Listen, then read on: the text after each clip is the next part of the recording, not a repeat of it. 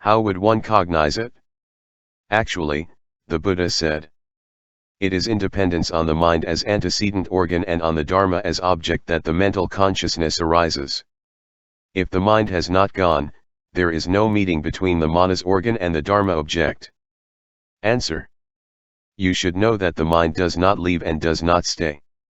Actually, it is said in the Prajnaparamita, all dharmas are without the nature of coming and going. Then why do you speak here of a mind having an arrival and a departure? Paramarthasunyatasutra. It is said that all dharmas, when they arise, do not come from anywhere, and when they perish, do not go anywhere. To claim that they have an arrival and a departure is to fall into the belief in permanence. Dharmas have no fixed nature. Consequently, it is only from the meeting between the 6 internal organs and the 6 external objects that the 6 consciousnesses arise together with the 6 sensations, the 6 concepts and the 6 volitions. Therefore, the mind being like a magic show, one can cognize the minds and mental events of all beings, but there is no subject that cognizes nor any subject that sees. It is said in the Tnmo Hoyen Pin. If the minds and mental events of all beings existed essentially and in reality and were not false, the Buddha could not know the minds and mental events of all beings. But because the minds and mental events of all beings are essentially and really false, without coming or going, the Buddha knows the minds and mental events of all beings. To take an example, if the bhikkhu is greedy, he does not receive offerings, but if he has no ulterior motive, he lacks for nothing. It is the same for the mind. If it imagines and grasps at characteristics, it does not find the truth and, not finding the truth, it cannot penetrate or know the minds and mental events of all beings.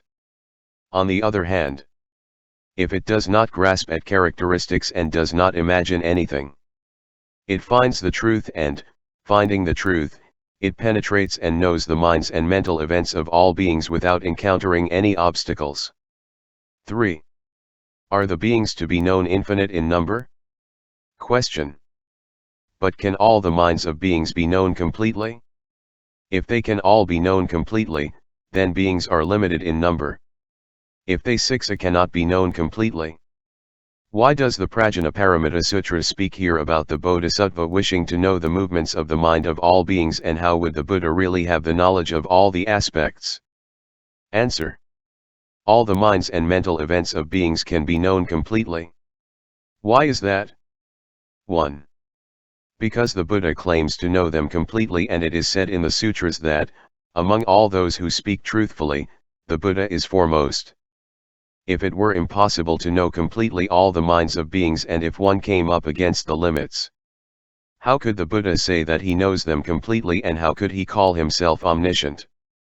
But since the words of the Buddha are truthful, there must necessarily be an omniscient one. 2. Furthermore, although beings may be infinite in number, omniscience itself is infinite. When a letter is big, the envelope containing it is also big.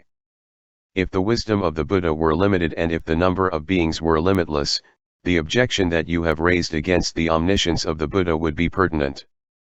But in the present case, the wisdom of the Buddha and the number of beings are both limitless. Therefore your objection does not hold. 3. Finally, when it is a question of finite and infinite, it is customary in the Buddha Dharma to reply by not responding. The 14 difficult questions, among which are the finite and the infinite being unreal, false, and useless, you cannot make any objection to the omniscience of the Buddha. Question. If the finite and the infinite are both false, why did the Buddha speak of infinities in several places? Thus he said, beings who, full of error and desire, have come into samsara have neither beginning nor end, and also, the 10 directions also are limitless. Answer. Beings are infinite in number and the wisdom of the Buddha is infinite. That is the truth. But if a person is attached to infinity, grasps at the characteristic and gives himself over to idle discursiveness, the Buddha says that infinity is wrong view. It is the same with infinity as for the eternity and non-eternity of the world. Both are deceptions and come within the 14 difficult questions. However, the Buddha has often spoken of non-eternity in order to save beings, whereas he did not speak much of eternity. If someone is attached to non-eternity, grasps at the characteristic and gives himself up to futile discursiveness, the Buddha says that he acts from wrong view and error.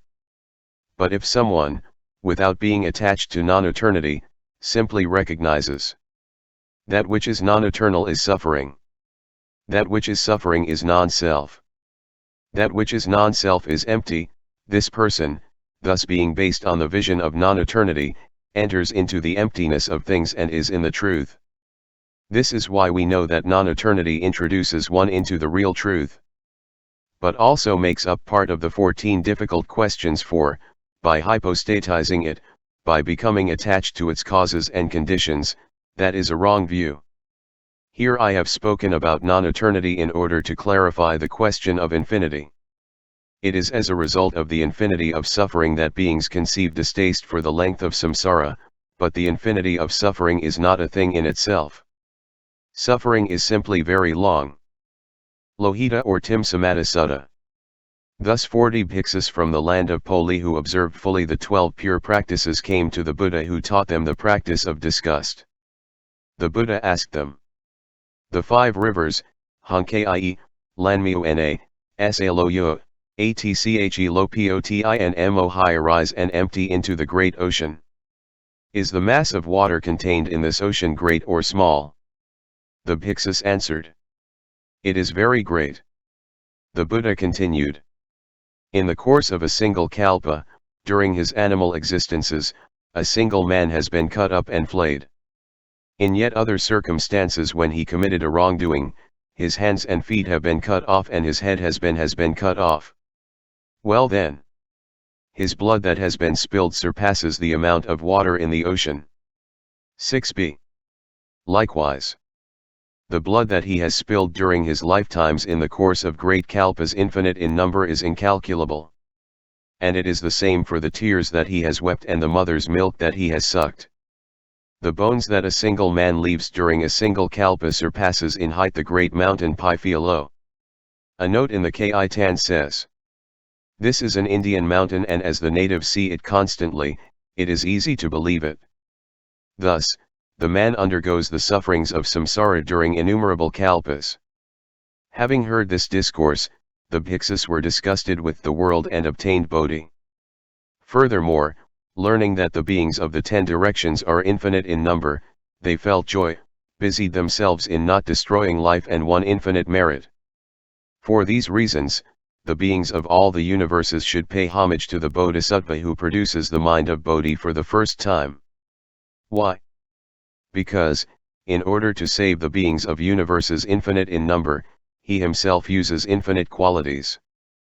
As they present such benefits, they are called infinite. This is why the Prajnaparamita Sutras says here that the Bodhisattva knows the movements of mind of all beings completely. Thus, when the sun illumines a continent, it goes everywhere simultaneously and there is no place that is not illumined. Third section, outshining the knowledge of all the Sravakas and Pratyeka Buddhas. Sutra. The Bodhisattva Mahasattva who wishes to outshine the